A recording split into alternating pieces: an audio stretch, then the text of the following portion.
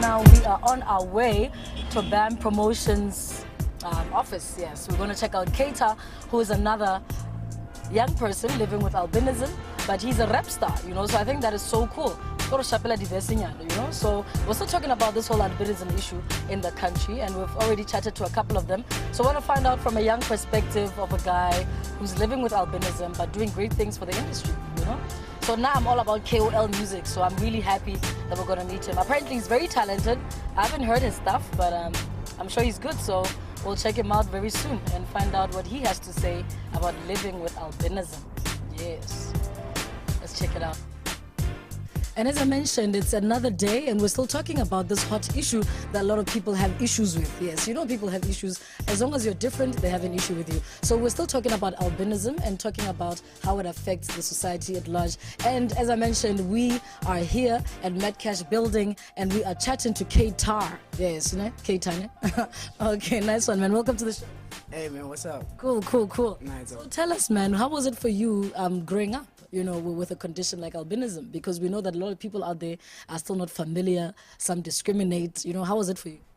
And where did you grow up, actually? I grew up, I can't say actually where I grew up straight, because most of the times I was in South Africa going to school, and it was the most difficult time that you could ever experience as a child, because you know that kids are like how kids are, like, you know, if something is different and you don't understand it, they get to put you aside, you know. But then as you grow and you try to understand why people do certain things and you understand that you have a purpose on this earth, it becomes easier for you to navigate through life.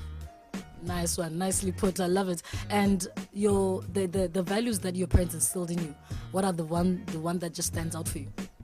Most definitely, always tolerate, but be patient with people, because we're all different. As for that, I respect and understand people, and I want them to understand and respect me at the same time. And growing up as well, you know, when the kids used to tease you and stuff, and I'm sure you sometimes you'd come home crying and depressed. How did you get out of that element and just learn to accept that, you know, they're kids and they'll be mean sometimes? Let's just say I had to handle them sometimes. Took the matter into your own hands, no? Yeah, well, yeah, that's what actually, at the end of the day, their parents were the one end up coming to my crib, like, you know, like when they get to know what was the real reason behind it, you know, like educating the kids, of which was lacking at that time. Okay, it became clearer, and then they start talking to their children and stuff like that. Yeah. And what about relationships? Getting into friendships and intimate relationships, was that an issue for you? No, there's never. It's not been an issue, no? Nah. Always got the ladies. Like, actually, let me see. The first time I got into an intimate relationship was when I was 14. Yeah. You started early. Yeah, dog. Yeah? I was 14, so like I thought maybe it was gonna be a problem.